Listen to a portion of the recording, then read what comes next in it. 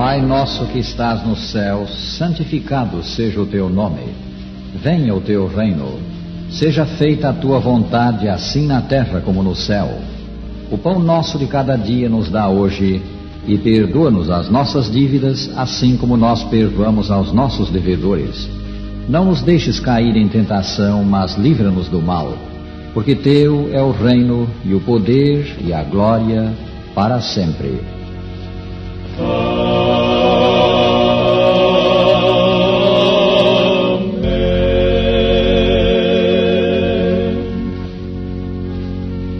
Numa hora de crise espiritual da história do povo escolhido, o profeta Jeremias perguntou: acaso não há bálsamo em Gileade? A pergunta implica resposta afirmativa.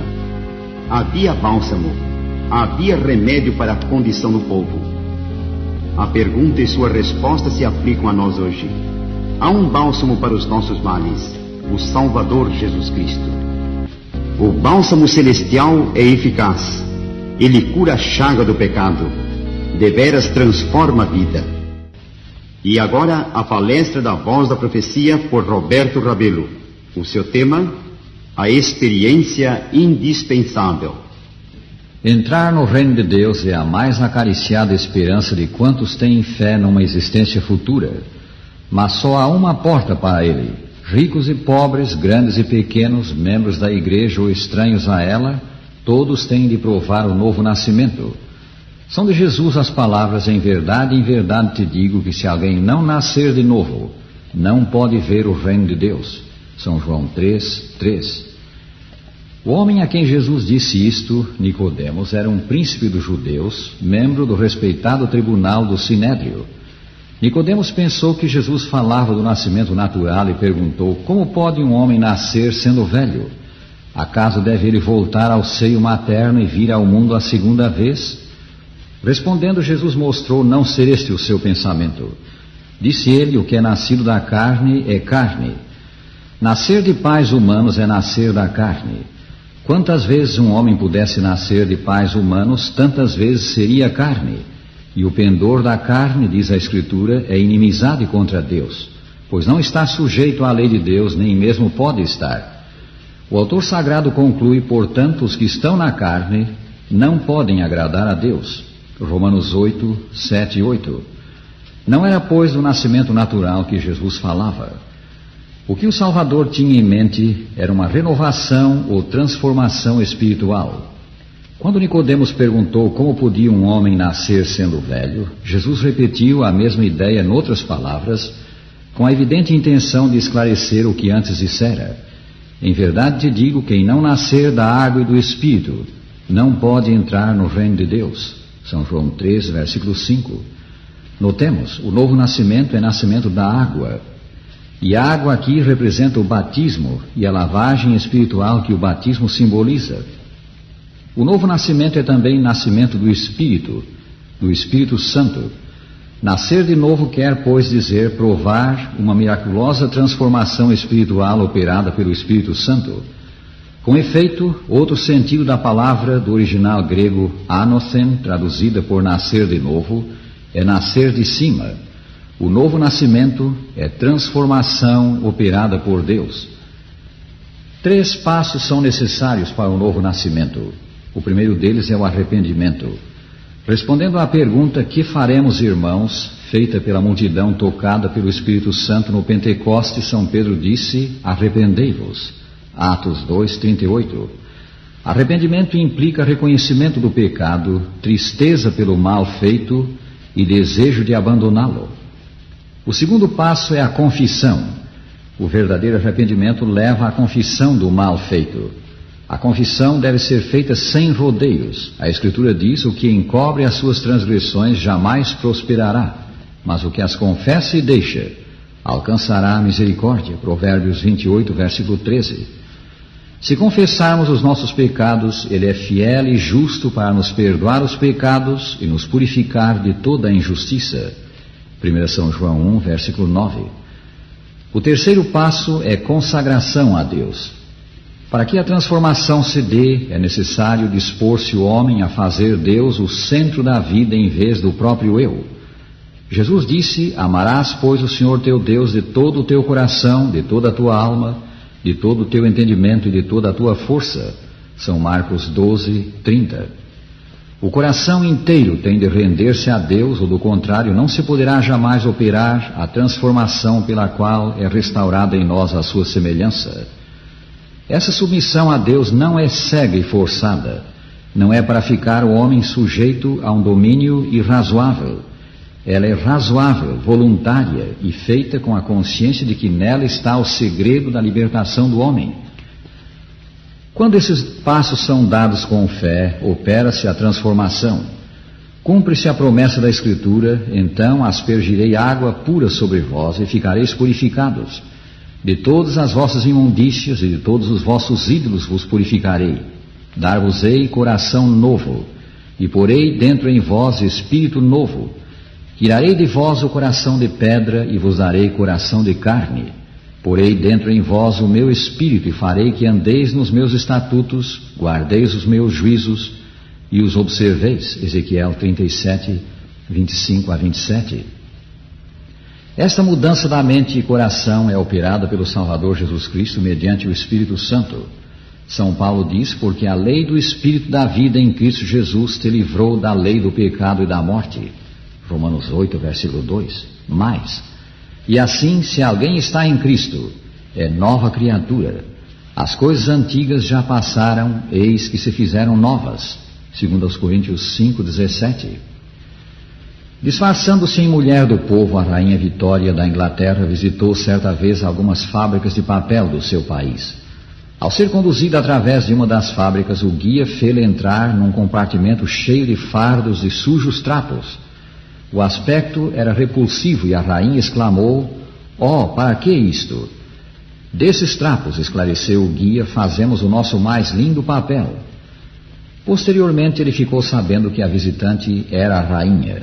Providenciou para que a fábrica transformasse parte daqueles trapos em papel branco de fina qualidade, com o perfil da rainha em marca d'água. Então enviou o papel à rainha com as palavras: "Majestade, estes são alguns dos trapos.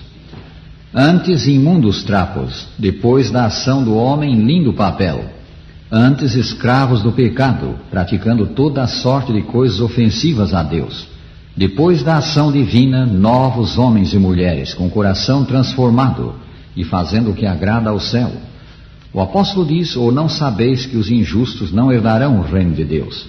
Não vos enganeis, nem impuros, nem idólatras, nem adúlteros, nem efeminados, nem sodomitas, nem ladrões, nem avarentos, nem bêbados, nem maldizentes, nem roubadores herdarão o reino de Deus.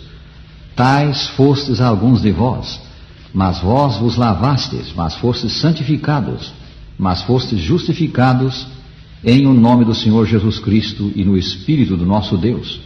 1 Coríntios 6, versículos 9 a 11. A mudança da mente, o coração renovado, é que constitui o novo nascimento.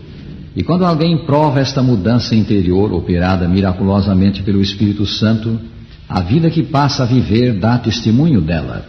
A nova vida é de imitação do santo exemplo de Cristo, vida de conformidade com os mandamentos de Deus.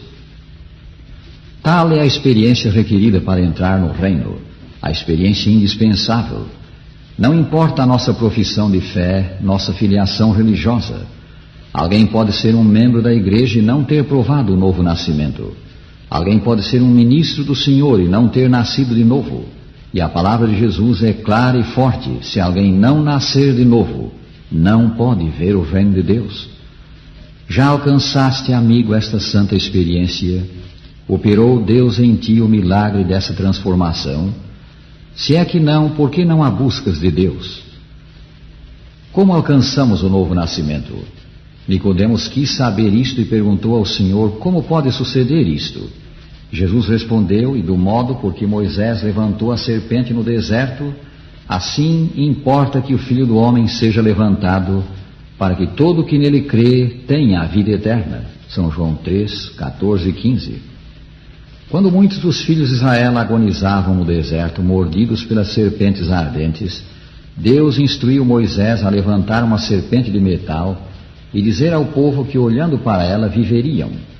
Sabia o povo que não havia virtude na serpente, mas no que ela simbolizava. A serpente era símbolo de Cristo. O que acontece quando olhamos para Cristo por nós levantado na cruz? Quando cremos nele como nosso Salvador e o recebemos no coração? O Espírito de Deus, mediante a fé, produz uma nova vida na alma. Os pensamentos e desejos são postos em obediência à vontade de Cristo. O coração, o espírito são novamente criados à imagem daquele que opera em nós para sujeitar a si mesmo todas as coisas. Então a lei de Deus é escrita na mente e no coração, e podemos dizer com Cristo: deleito-me em fazer a tua vontade, ó Deus meu.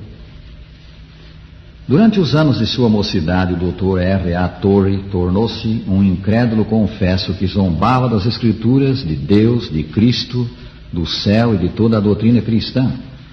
A mãe se preocupava com ele, orava por ele, apelava ao filho para deixar o caminho do mal. Cansando-se dos apelos maternos, o rapaz decidiu sair de casa e disse à mãe que ela jamais o veria outra vez. A mãe acompanhou o filho até a porta e depois até fora no portão, apelando e chorando. Ao despedir-se, disse-lhe: filho, quando chegares à hora mais escura da tua vida e tudo parecer-te perdido, se honestamente apelares para o Deus de tua mãe, serás ajudado. O moço caiu mais e mais na descrença e pecado. Um dia, quando sozinho num quarto de hotel, sem poder dormir, cansado dos pecados, cansado da vida, ele resolveu levantar-se, tomar o revólver e, para usar suas próprias palavras, acabar com esta farsa chamada vida humana. Ao saltar da cama para praticar esse desatino, vieram-lhe à mente as palavras da mãe: filho, quando chegar a tua hora mais escura, apela em sinceridade ao Deus de tua mãe e serás ajudado. Prostrando-se junto à cama, ele disse: ó Deus de minha mãe, se existe um tal ser, eu quero luz. Se me a deres, não importa como, segui-la-ei. Deus ouviu a oração. O moço voltou ao lar transformado e veio a ser um famoso evangelista.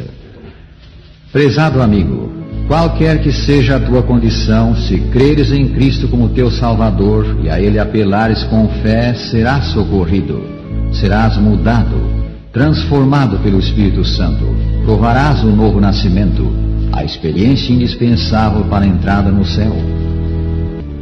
E agora, despedindo-nos, dizemos: o Senhor te abençoe e te guarde.